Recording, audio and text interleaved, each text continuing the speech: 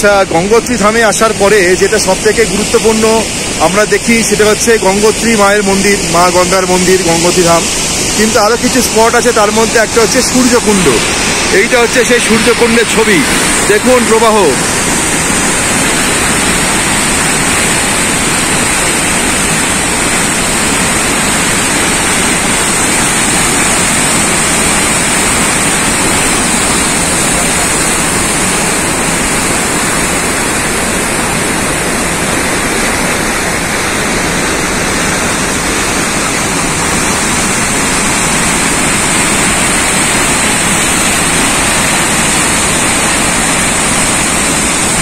আর এই সূর্যকুণ্ড থেকে দূরে দেখতে পাবেন সুদর্শন পর্বত। এই হচ্ছে সূর্যকুণ্ড। আর এখান থেকে রাস্তা গেছে পাণ্ডব গুহার দিকে। এইটা হচ্ছে সূর্যকুণ্ড, ওখানে লেভেলিং করা আছে। আর এখান থেকে হচ্ছে পাণ্ডব গুহার দিকে, আমরা এখন পাণ্ডব গুহার দিকে যাচ্ছি।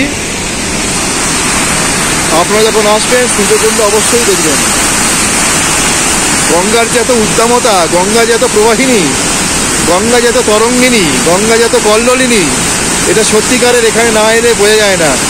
এত সাংঘাতিক ভয় লাগছে রীতিমতো, যে এত তার তেজ। সূর্যকুণ্ড থেকে born to be traveller Saurav আপনাদের সঙ্গে।